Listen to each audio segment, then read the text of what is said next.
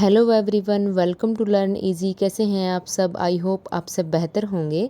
In this video we will discuss about complete NCERT class 6 to 12th plus English literature state previous year questions in detail and it will be helpful for your state exam.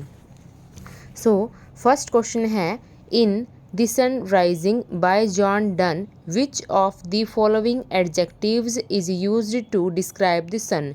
एक work है the sun rising, किसने लिखा है उसको? John Donne ने। तो उसके अंदर जो जॉन डन है वो जो सूर्य है, सन है, उसको और किन किन नामों से जो है उनको डिस्क्राइब कर रहे हैं वो। ऑप्शन नंबर ए है सोसी। सोसी क्या होता है? सजीव। ऑप्शन नंबर बी है पेडांटिक। पेडांटिक क्या होता है? रूढ़िवादी। ऑप्शन नंबर सी है बिजी। बिजी होता है व्यस्त। और ऑप्शन नंबर डी है ऑल ऑप्शंस आर राइट, कि सभी जो ऑप्शंस दिए गए हैं वो सही हैं।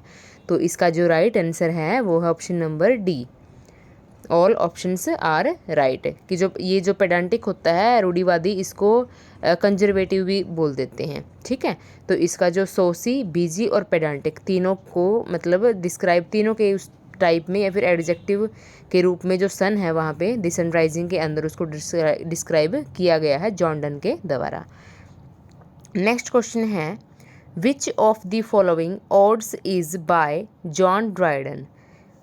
कि इनके अंदर जो ऑड्स दी गई हैं इनमें से जॉन ड्राइडन के द्वारा कौन सी लिखी गई है। ठीक है, ऑड, ऑड क्या होता है? ऑड होता है कसीदा या फिर प्रेयर, उसको और क्या बोलते हैं?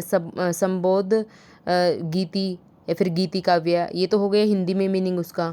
और जैसे कि ओड एक कंप्लीट, अगर आपको मैं डेफिनेशन बताऊं, वो होती है a lyric poem in the form of an address to a particular subject, often elevated in style or manner and written in varied or irregular meter। तो ये जो है एक टाइप की प्रेयर होती है, जब किसी की डेथ हो जाती है तो उसके ऊपर ये लिखा जाता है, एक टाइप की प्रेयर लिखी जाती है, तो उसको क्या बोलते हैं? उसको ऑड बोलते हैं। ठीक है, तो ऑप्शन नंबर ए है Alexander feast. Option number B है ode on a Grecian urn. Option number C है द प्रोग्रेस ऑफ पोइजी। और ऑप्शन नंबर डी है ऑड टू साइकी। तो इसका जो राइट आंसर है वो है option number A, Alexander feast. कि इनके अंदर से जो जॉन ड्राइडन के द्वारा लिखी गई है वो कौन सी है? Alexander feast. नेक्स्ट क्वेश्चन है, a statement that seems contradictory on the surface but often expresses a deeper truth is a।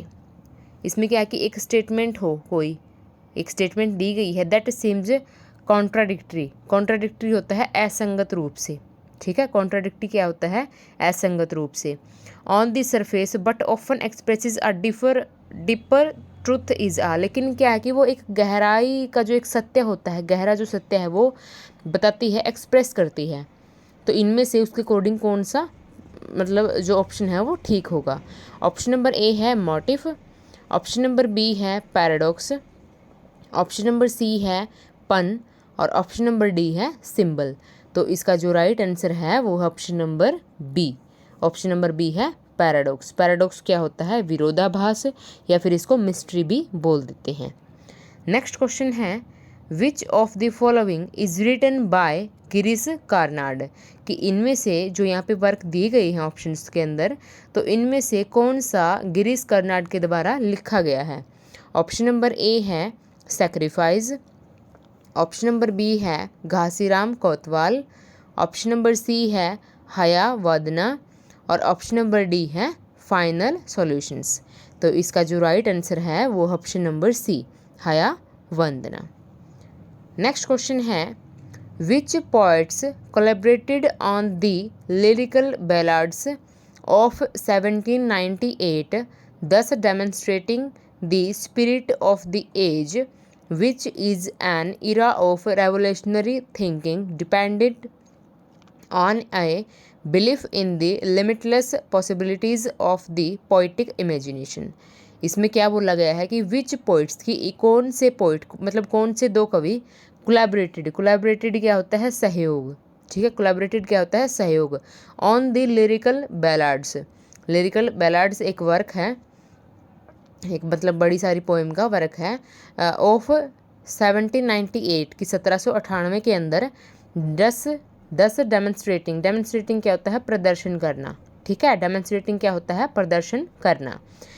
Demonstrating the spirit of the age which is an era of revolutionary thinking. तो उस time जो इरा थी, जो वो time था, वो किसका था, रेवोल्यूशनरी थिंकिंग का। रेवोल्यूशनरी थिंकिंग क्या होती है, क्रांतिकारी सोच का। Depended on a belief in the limitless possibilities of the poetic imagination. की वहाँ पे क्या था कि मतलब कोई मतलब ऐसे विश्वास की, ऐसे बिलीफ्स की, ऐसे विचारों की कोई मतलब पॉसिबिलिटी नहीं थी, लिमिटलेस पॉसिबिलिटी थी। तो क्या है कि ऑफ द पोइटिक इमेजिनेशन की, जो पोइटिक मतलब जो काव्य की जो इमेजिनेशन होती है, कल्पना शक्ति होती है, उसकी कोई लिमिटलेस पॉसिबिलिटी नहीं थी। तो उस टाइम जो दो पोइट थे, उन्होंने लिरिकल बैलाड्स के अंदर मतलब कोलैबोरेट किया था, वो कौन से थे। ठीक है, ऑप्शन नंबर ए है Mary Wollstonecraft and William Blake. Option number B है Charles Lamb and William Hazlitt. Option number C है William Wordsworth and Samuel Taylor Coleridge. और ऑप्शन नंबर डी है Dorothy Wordsworth and Percy Bysshe Shelley. तो इसका जो right answer है वो है option number C, William Wordsworth and Samuel Taylor Coleridge. तो उस टाइम क्या है, लिरिकल जो बैलाड्स हैं इसके अंदर उन दो पोइट्स थे, ये William Wordsworth and Samuel Taylor Coleridge. इन्होंने यहाँ पे क्या किया था, कोलैबोरेट किया था। नेक्स्ट क्वेश्चन है blank is the repetition of similar sounds usually consonants at the beginning of words. Repetition मतलब कि आवर्ती होना, बार बार, ऑफ सिमिलर साउंड की मतलब एक जैसी साउंड, एक जैसी आवाज़। यूजुअली कॉन्सोनेंट क्या होते हैं, व्यंजन होते हैं। Eight the beginning of the words की कोई भी वर्ड जैसे शुरू होता है, वहाँ मतलब शुरुआत के जो वर्ड्स होते हैं उनमें सेम साउंड होना। ठीक है, लिखने में या फिर बोलने में, तो उसको क्या बोला जाता है। ऑप्शन नंबर ए है एसोनेंस। ऑप्शन नंबर बी है एलूजन। ऑप्शन नंबर सी है एलिट्रेशन। और ऑप्शन नंबर डी है ओनोमेटोपिया। तो इसका जो राइट आंसर है वो है option number C, alliteration. Alliteration क्या होता है, अनुप्रास। ठीक है, एलिट्रेशन क्या होता है, अनुप्रास। इसकी डेफिनेशन क्या है, दी occurrence of the same letter or sound at the beginning of adjacent or closely connected words। ठीक है, तो ये हो गया इसकी डेफिनेशन। एलिट्रेशन अनुप्रास होता है। इसमें क्या है कि डिफरेंट मतलब इसमें क्या है कि सेम साउंड होती है। सेम साउंड कैसे, जैसे कि ये है स्वीट, एक लाइन लिखी गई है स्वीट बर्ड्स, और आगे फिर लिखेंगे सेंग। तो इसमें क्या है कि जो एक लाइन में है ये पूरे, इसमें क्या है कि यहाँ पे भी ये एस है, मतलब सेम साउंड है, यहाँ पे भी ये एस है। तो मतलब शुरुआत वाले में एस की जो साउंड है वो सेम आ रही है। ठीक है, मतलब इसको राइम भी बोल सकते हैं, जो एलिट्रेशन है उसको क्या बोल सकते हैं, राइम भी बोल सकते हैं। तो इसमें क्या कि एस यहाँ पे सेम है और यहाँ पे भी सेम है, तो इन दोनों में क्या है, यहाँ पे एलिट्रेशन है इस लाइन के अंदर, स्वीट बर्ड्स सैंग। तो स्वीट बर्ड्स सैंग ऐसे करके बोलेंगे, तो इसमें क्या है कि एलिट्रेशन है, इसमें राइम है, एलिट्रेशन को राइम भी बोल देते हैं। तो इसका क्या है, इसका जो राइट आंसर है वो option number C, alliteration. Next question है the rape of the lock by Alexander Pope is a, एक अलेक्जेंडर पॉप के द्वारा लिखा गया एक वर्क है the rape of the lock. ठीक है, वो क्या है। ऑप्शन नंबर ए है बैलाड। ऑप्शन नंबर बी है mock heroic narrative poem. Option number C है पैरोडी। और ऑप्शन नंबर डी है हीरोइक पोएम। तो इसका जो राइट आंसर है वो option number B, mock heroic narrative poem. यहाँ पे जो मॉक है, मॉक का क्या मीनिंग होता है, लाफ एट। लाफ एट मतलब कि हंसी उड़ाना। ठीक है, मॉक का क्या मीनिंग होता है, हंसी उड़ाना, या फिर मॉक को फेक भी बोल देते हैं। जो मॉक होता है उसको क्या है, ये जो वर्ड दिया गया है मॉक, इसको क्या बोल देते हैं, एक तो हंसी उड़ाना, इसका जो मीनिंग है हिंदी में वो क्या है, हंसी उड़ाना। ठीक है, और इसका दूसरा जो सिनोनिम्स उसको क्या है, वो है फेक। वो क्या है, फेक। इसको फेक भी बोल देते हैं। इसका जो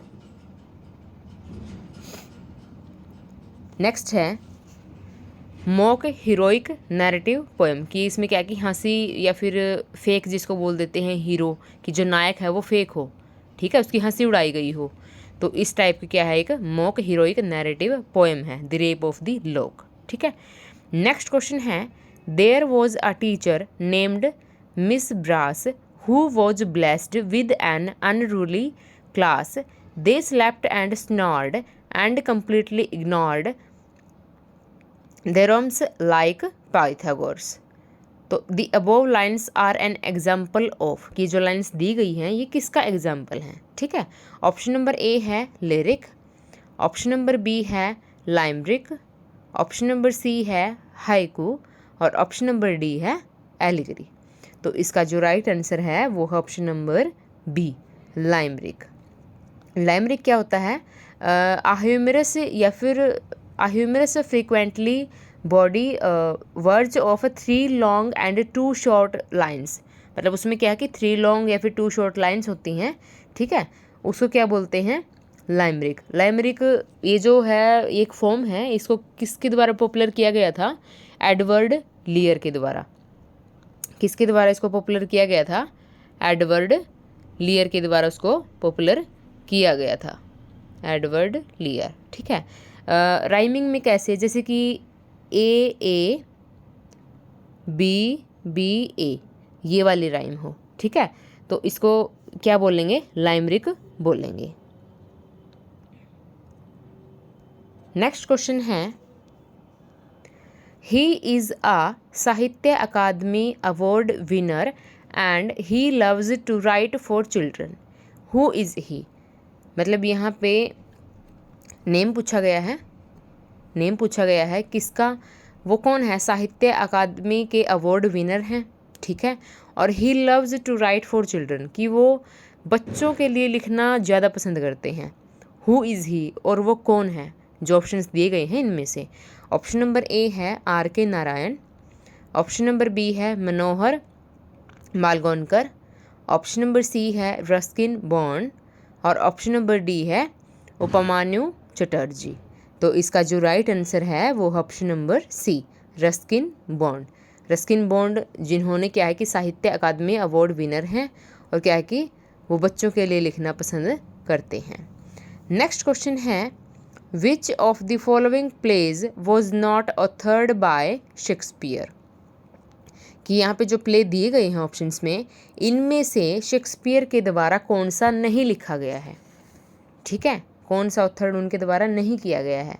ऑप्शन नंबर ए है ओथेलो, ऑप्शन नंबर बी है वेलपॉन, ऑप्शन नंबर सी है दी टेम्पेस्ट और ऑप्शन नंबर डी है किंग लियर। तो ऑप्शन नंबर बी इसका राइट आंसर होगा।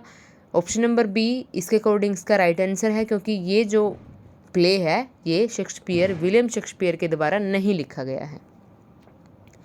सो गाइज, इसी तरह से हम एनसीईआरटी और इंग्लिश लिटरेचर से रिलेटेड एस्टेट एग्ज़ाम के सभी PYQs डिटेल में डिस्कस करेंगे।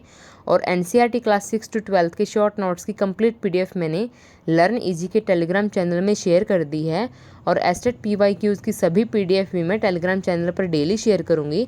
टेलीग्राम चैनल का लिंक मैं इस वीडियो के नीचे शेयर कर दूँगी, वहाँ से आप लर्न इजी के टेलीग्राम चैनल को ज्वाइन कर सकते हैं। वीडियो पसंद आए तो लाइक, सब्सक्राइब और शेयर करना ना भूलें। Thanks for watching.